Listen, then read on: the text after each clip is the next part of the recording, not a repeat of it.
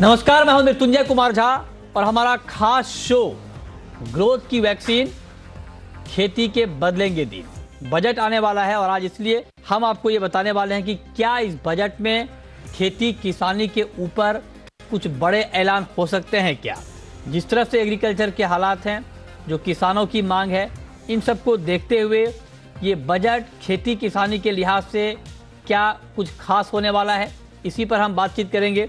और बातचीत के लिए हमारे साथ मेहमानों का एक खास पैनल मौजूद है। पहले अपने मेहमानों से आपका परिचय करा दें। हमारे साथ हैं अतुल चतुर्वेदी, प्रेसिडेंट हैं सी के solvent extractors association of India के। हमारे साथ हैं संदीप सबरवाल साहब, सीईओ हैं एसएलसीएम के। हमारे साथ संजय सचेती हैं, को चेयरमैन नेशनल एग्रीकल्चर कमेटी। आप तीनों मेहमानों को स्वागत है इस खास चर्चा में। और चर्चा की शुरुआत संजय सचेती जी आपसे मैं करना चाहूँगा, चूँकि आप फिक्की से जुड़े हुए हैं, इंडस्ट्री बॉडी से। तो ऐसे में अच्छा लगता है उनसे हमारा संपर्क अभी नहीं हो पा रहा है। तो अतुल जी, मैं आपसे जानना चाहता हूं सर, चूँकि आप एग्रीकल्चर को बड़ा क्लोजली देख रहे हैं, समझ रहे हैं, आपके हिसाब से जो मौजूदा चुनौतियां हैं सरकार के सामने खेती किसानी को लेकर, और जो एग्रीकल्चर की अपनी चुनौतियां हैं, किसानों की जो अपनी चुनौतियां हैं, उसको देखते हुए इस बजट में क्या कुछ हो सकता है, पहले इस पे हम बात करते हैं और फिर आगे हम बात करेंगे क्या कुछ होना चाहिए। तो आपके हिसाब से जो आर्थिक हालात हैं सरकार के, कोरोना की वजह से हम सब जानते हैं, और जो किसानों की अपनी समस्याएं हैं वो भी हम जानते हैं, इन दोनों को बैलेंस करने के लिए सरकार क्या कुछ कर सकती है इस बार? देखिए मृत्युंजय जी, मेरा एक तो ये मानना है कि आज की तारीख में अपना एग्रीकल्चर सेक्टर जो है ना, वो काफी अच्छा काम कर रहा है। और मेरे को ज्यादा ताजुब नहीं होगा कि इस बार अपना 4% या 5% की रेंज में भी इसका कंट्रीब्यूशन रहे। तो ग्रोथ एग्रीकल्चर में डेफिनेटली हो रही है और मॉनसून्स भी अच्छे रहे हैं। बट ये जो फार्मर एजिटेशन वगैरह हुआ है, इससे एक चीज तो सामने आई है कि कहीं न कहीं एक डिस्कनेक्ट रहा है between rural areas and urban. मैं समझता हूं कि ये सरकार इस बार काफी कुछ एग्रीकल्चर की तरफ ध्यान देगी।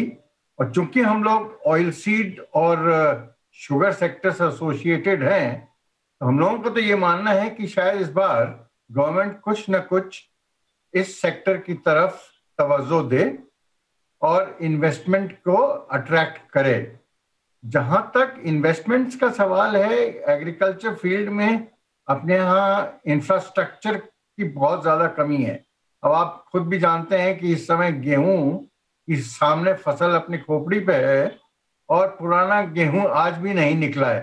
तो हम लोगों की ये इच्छा है कि शायद गवर्नमेंट इस बार कुछ न कुछ ऐसा करे कि पंजाब हरियाणा का जो फार्मर है, जो गेहूं और चावल और गेहूं चावल यही साइकिल में भिड़ा हुआ है, कहीं न कहीं शायद इसमें कुछ बदलाव आए। उसके लिए उसको इस बजट में गवर्नमेंट इंसेंटिवाइज करे और एनकरेज करे कि ऑयल सीड की तरफ वो ज्यादा ध्यान दे। तो एक चीज तो मैं ये एक्सपेक्ट कर रहा हूं कि शायद गवर्नमेंट कुछ न कुछ इस तरफ ध्यान देगी।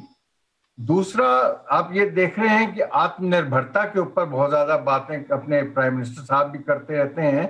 तो मेरा अंदाज है कि इस बार कुछ न कुछ आत्मनिर्भरता की तरफ ध्यान देने के लिए शायद ऑयल सीड को, जो national mission on edible oils है, उसको इस बार क्रियान्वित किया जाए और उसको एनकरेज किया जाए। तो ये भी एक डेफिनेट पॉसिबिलिटी है। और जहां तक मतलब मेरा तो ये मानना है कि अपने डोमेस्टिक प्रोडक्शन को इस बार सपोर्ट करने के लिए इट इज क्वाइट पॉसिबल कि गवर्नमेंट इंपोर्ट्स के ऊपर कुछ ड्यूटीज या सेस कोरोना के नाम पे या कोई भी ना करके कुछ ना कुछ करे। तो इससे हो सकता है कि एडिबल ऑयल जो अपना काफी ज्यादा इंपोर्ट होता है, उसमें भी इस बार कुछ ड्यूटी के ऊपर हो सकता है। जहां तक पाम का सवाल है, पिछले कुछ दिनों पहले गवर्नमेंट ने 10% पाम ऑयल पे ड्यूटी घटाई थी। जी अतुल जी, तो मुझे कोई ताज्जुब नहीं होगा कि इस बार शायद गवर्नमेंट उस ड्यूटी को वापस लागू कर दे। अच्छा, ठीक है। तो बहुत सर, आपकी डिमांड की फेहरिस्त बहुत लंबी है। अतुल जी, मैं आऊंगा आपके पास, और आपने बहुत अच्छी बातें कही हैं कि क्या कुछ एग्रीकल्चर के लिए इस बजट में होना चाहिए। लेकिन बड़ी बात ये भी है कि डिमांड तो बहुत सारी आ रही हैं सरकार के सामने, लेकिन कौन कौन सी ऐसी मांगे हैं जिसकी पूरी होने की संभावना ज़्यादा है, या फिर सरकार सक्षम है उन मांगों को पूरी करने के लिए, ये देखना बहुत महत्वपूर्ण होगा।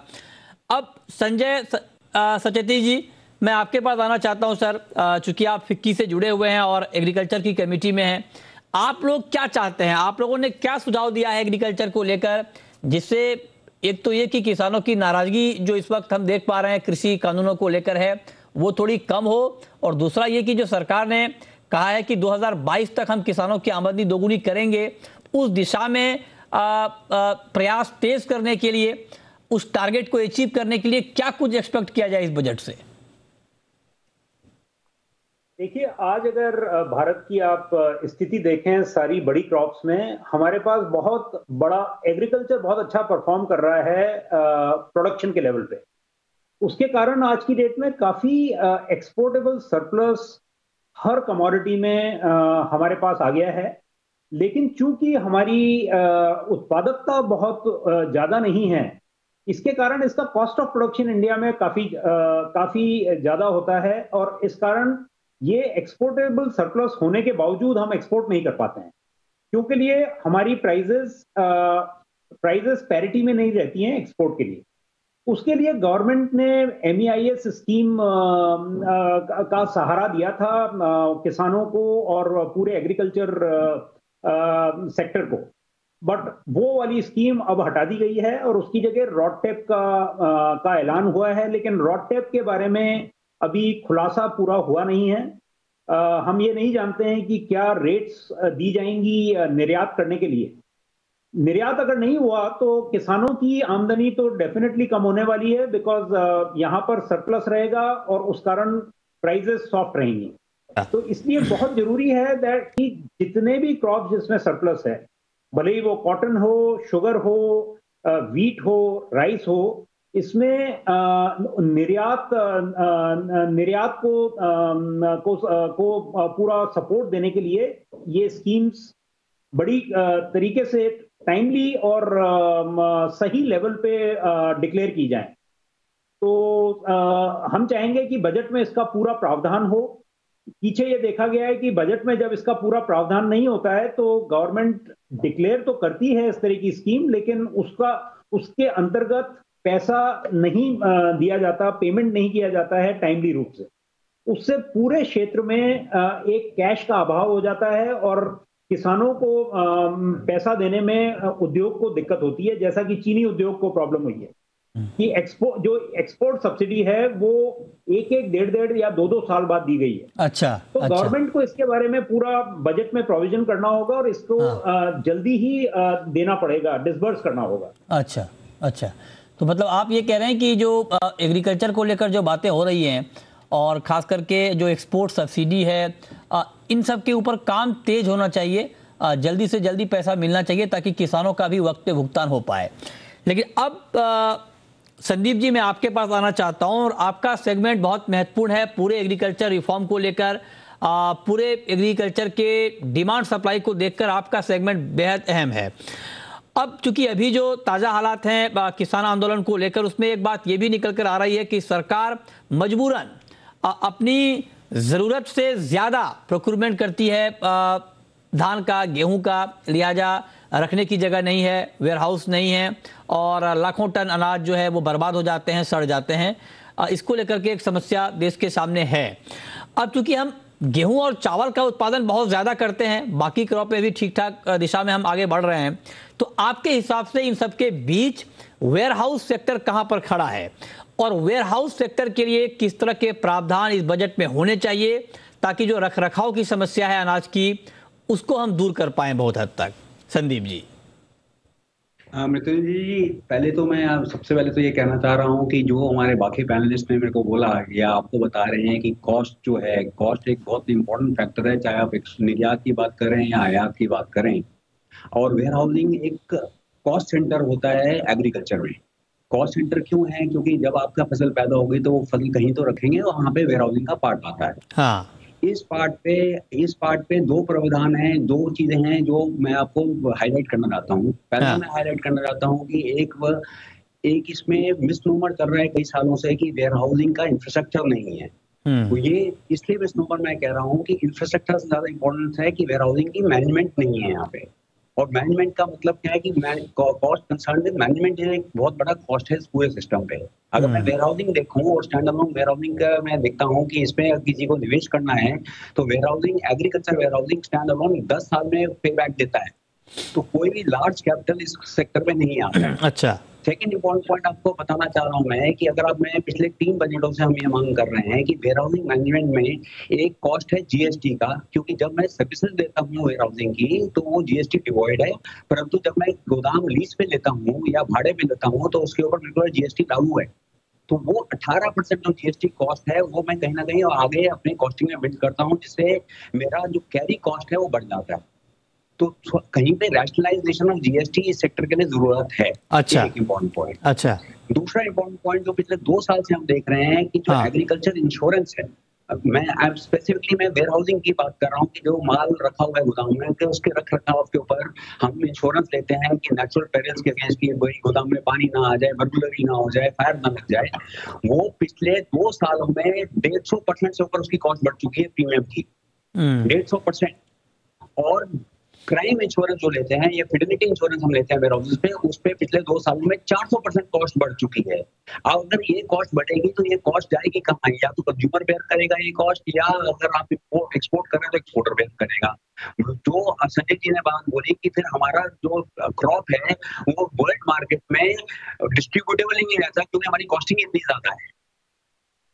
और वेयरहाउसिंग सेक्टर के साथ इसमें एक और बात मैं ऐड करना चाहूंगा कि warehousing sector is also enabler for warehouse financing. और वहां पे आ जाता है आपका फाइनेंशियल इंक्लूजन की बात, जो हम सब बात कर रहे हैं कि किसान की आय बढ़नी है तो उसको फाइनेंशियल इंक्लूजन भी चाहिए है। और फाइनेंशियल इंक्लूजन के लिए जो एनबीएफसीज के विधान है, आप बात करते हैं तो आपके पास एक्सपोर्ट, आपके पास गारंटी फंड है फॉर स्मॉल फार्मर कंसोर्टियम, पर एनबीएफसीज के पास महत्वपूर्ण बात जी। नहीं है। हाँ, ठीक बात है। ये आपने जो कहा कि वेयरहाउस सेक्टर के सामने इस वक्त क्या चैलेंजेज हैं, क्या चुनौतियां हैं और उसको सरकार को किस तरह से देखना चाहिए, टैकल करना चाहिए। अब अतुल जी, मैं आपके पास आना चाहता हूं।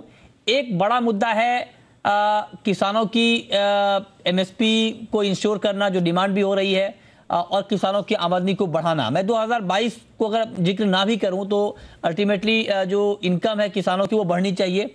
ठीक है, थोड़ा उसमें वक्त लग सकता है। आप ये बताएं कि इसका रास्ता कैसे निकल सकता है और क्या इसका रास्ता निकालने के लिए इस बजट में कुछ खास ऐलान होने चाहिए क्या? क्योंकि बहुत सारे लोग जो एग्रीकल्चर मामलों के जानकार हैं उनका ये कहना है कि किसानों एमएसपी की सरकारी गारंटी देना ये सरकार के लिए मुमकिन नहीं होगा, और सारी फसलों की एमएसपी पर खरीद हो जाए पूरी की पूरी, ये भी मुमकिन नहीं होगा। तो बाजार की ऐसी कौन सी व्यवस्था बने या उसके लिए प्रयास होता हुआ इस बजट में दिखे जिससे किसानों को वाजिब भाव मिले, इसको लेकर के थोड़ी सी श्योरिटी आए? नहीं, बिल्कुल एक बड़ा ये ज्वलंत मुद्दा है। इससे पहले कि मैं आपकी बात पे गौर करूं और टच करूं, एक मेरा सजेशन ये है कि इस साल हिंदुस्तान में हर चीज की इफरात है। अच्छा। गेहूं भी ज्यादा है, चावल भी ज्यादा है, शक्कर भी ज्यादा है। हाँ। और वर्ल्ड में कमोडिटी के प्राइसेस बहुत स्ट्रांग हैं। तो अगर हिंदुस्तान को अपना ये जो गेहूं इतना जो अंबार अपने पास खड़ा हुआ है, इसको अगर एनकैश करना है तो मैं समझता हूँ ये बहुत बढ़िया मौका है। मुश्किल से $25-30 का भी अगर गवर्नमेंट ने वो दे दिया एक्सपोर्ट का सॉप्स, हाँ, तो ये जबरदस्त क्वांटिटी में गेहूं हिंदुस्तान से बाहर चला जाएगा और हिंदुस्तान को आगे खरीदने की भी बहुत ज्यादा जगह बन जाएगी। जो आज अपने सारे स्टोरेजेस बिल्कुल चौका ब्लॉक हैं, हाँ, वो वापस खाली हो जाएंगे और पैसा भी खुल जाएगा। ठीक है। अब आते हैं अपनी दूसरे मुद्दे पे। आपने जो बात छेड़ी है एमएसपी की, बिल्कुल दुरुस्त बात है कि एमएसपी अगर अपने चाहें कि सरकार सब 23 के 23 कमोडिटी जिसपे ये लागू होती है सबको खरीद ले, तो एक तो private sector will be totally एल्बोड out of business, okay, और सारा सबसे बड़ी गवर्नमेंट हो जाएगी बिजनेस की वो। और मैं नहीं मानता कि गवर्नमेंट के पास ये वेयरविदॉल है कि ये 23 की 23 कमोडिटीज को संभाल ले एमएसपी के ऊपर। हाँ, हमारा तो एक सजेशन ये है कि गवर्नमेंट को कुछ अपनी जो भी कमोडिटी उनको ध्यान देखना है देश की सिक्योरिटी या फूड सिक्योरिटी के कंटेक्स्ट में, उसमें आप खरीदने की बजाय उसमें भावांतर जो कहते हैं ना, जो भाव डिफरेंस होता है, जो भी आपका एमएसपी, मान लो कोई चीज का एमएसपी आपका 2000 रुपए टन है और बाजार चल रहा है समझ लीजिए 1800 रुपए टन, तो 200 रुपए का जो डिफरेंशियल है वो आप किसान को डायरेक्टली दे दें। तो इससे दो चीजें होंगी, एक तो मार्केट फोर्सेस अपने नॉर्मल उस पर चलेंगी और किसान की इनकम भी डिस्टर्ब नहीं होगी, और गवर्नमेंट को अपने गले में सारा माल रखने की कोई खास जरूरत नहीं रहेगी। आज भी आप खुद ही बोल रहे थे कि गेहूं और चावल का इतना इफरात में अपने लोगों के यहाँ खरीदी हो जाती है और कोई कंट्रोल नहीं रहता, क्योंकि कंट्रोल रहेगा तो फिर हड़तालें हो जाएंगी, वो तकलीफें बढ़ जाएंगी। तो मेरा तो ये मानना है कि भावांतर जो है उसको गवर्नमेंट को सही तरीके से लागू करना चाहिए। मध्य प्रदेश में ये लागू हुआ था, बट कहीं ना कहीं कुछ ना कुछ थोड़ी बहुत उसमें खामियां रह गई थी। उन खामियों को आप दूर करके इसको लागू करें तो बेहतर होगा। बहुत सारी ये जो 23 कमोडिटी की लिस्ट है, इसको भी छोटा करने की बहुत ज्यादा जरूरत है।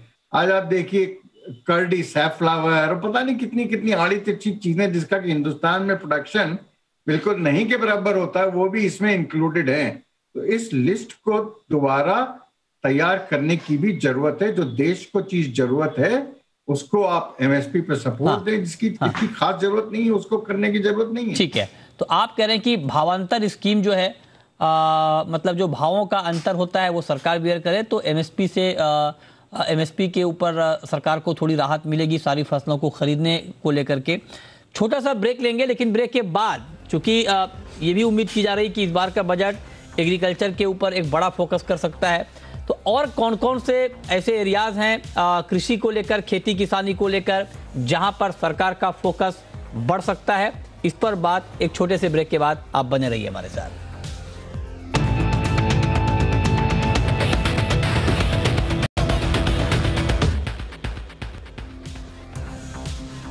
ब्रेक के बाद भी हमारी खास चर्चा जारी है। हमारे साथ तीनों खास मेहमान बने हुए हैं।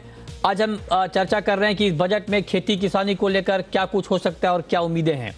अब संजय जी, मैं आपसे एक चीज जानना चाहता हूं। आपने इंडस्ट्री की चुनौतियां गिनाई, बताई कि उनके लिए क्या होना चाहिए, लेकिन सर अभी जो सबसे बड़ा मसला है और जिस बात को लेकर अभी चर्चा हो रही है पूरे देश में कि वाजिब भाव किसानों को कैसे मिले, एमएसपी की गारंटी कैसे मिले, इसको लेकर के आप लोगों ने क्या सुझाव दिया है ताकि जो प्राइस फ्रंट पर किसानों की चिंता आमतौर पर रहती है, जब उत्पादन ज्यादा होता है तो दाम बहुत गिर जाते हैं और कई बार किसानों को इसका खामियाजा भुगतना पड़ता है, इसको लेकर के आप लोगों ने कोई सुझाव दिया है क्या कि प्राइस मैकेनिज्म क्या होना चाहिए, किसानों को अच्छा भाव मिले कुल मिलाकर, इसको लेकर आप लोगों ने क्या कहा है? देखिए, मुख्य मुद्दा है कि खेती इस देश में प्रॉफिटेबल बिजनेस नहीं है और जो उत्पादकता है और जो भाव मिलते हैं उसके हिसाब से किसानी में आज की डेट में किसी का भी रुझान होना बहुत मुश्किल है। तो मैं तो क्यों लूंगा जो अतुल जी ने बोला है। एक तो आपने जो भावांतर का उन्होंने सुझाव दिया, हाँ, तो वो किसानों को अच्छा भाव दिलाने के लिए एक अच्छी स्कीम हो सकती है जिससे कि मार्केट की व्यवस्था को भी नहीं बिगाड़ा जाए और किसानों को भी की भी कमाई का एक जरिया तय हो जाए। दूसरा है जो किसानों को उनकी जमीन के हिसाब से कुछ तरह की सब्सिडी देना, क्योंकि लिए खेती की उत्पादकता बढ़ाना एक बहुत ही दीर्घकालीन प्रोजेक्ट है। उसमें कई साल लगेंगे और तब तक इंतजार नहीं किया जा सकता है। तो फार्मर्स को उनकी लैंड होल्डिंग के बेसिस पे एक सब्सिडी देने का प्रोविजन जो गवर्नमेंट ने किया है, आई थिंक उसको बढ़ाना जरूरी है, क्योंकि लिए उससे मार्केट डिस्टर्ब नहीं होता है, लेकिन किसानों की कमाई का जो समस्या है वो भी सुलझाई जा सकती है। तो भावांतर, उसके थ्रू अच्छा भाव दिया जाना उनको, अच्छा मार्केट की व्यवस्था को बिगाड़ा नहीं जाए। दूसरा, खेती जमीन के ऊपर उनको सब्सिडी दी जाए पर एकड़ बेसिस पे, ठीक है। तीसरा है जो मैंने आपको बताया कि जो एक्सपोर्ट के लिए सब्सिडी, जिसका फायदा डायरेक्टली फार्मर्स को जाएगा, बिकॉज जैसे जैसे हाँ, वो तो ठीक है, एक्सपोर्टर्स को बिल्कुल अगर अच्छा भाव मिलेगा हाँ, तो वो फार्मर्स को पास ऑन करेगा। ठीक बात है। बिल्कुल संक्षेप में एक सवाल संदीप जी आपसे मेरा होगा, आपने वेयर हाउस के लिए कई सारी डिमांड रखी है, मैं आपसे जानना चाहता हूं कि वेयर हाउस किसानों की पहुंच में रहे, चाहे डायरेक्टली चाहे पीयूष के जरिए, क्योंकि ये भी कहा जाता है कि ब्लॉक स्तर पे भी वेयर हाउस की उपलब्धता होनी चाहिए ताकि किसान अपनी फसल वहां तक ले जा पाए। इसके लिए आप क्या पहल चाहते हैं बजट में? देखिए मितेंद्र जी, देखिए किसानों का जो भी पैदावार है वेयर हाउस पे पहुंचता है, तो उसका एक मेजर कारण क्या है कि किसानों को उसके अगेंस्ट फाइनेंस भी चाहिए है। हाँ, अवेलेबिलिटी ऑफ फाइनेंस एक बहुत बड़ा मुद्दा है इस कंट्री में। हाँ, और availability of finance at block level, district level एक ये और दूसरा मुद्दा है। ओके। अब बैंक्स की अगर आप रीच देखेंगे तो बैंक्स की रीच जो है उसमें आप हर सेक्टर में देखेंगे तो एनबीएफसी का एक बहुत बड़ा योगदान है सेक्टर राइट में। सर।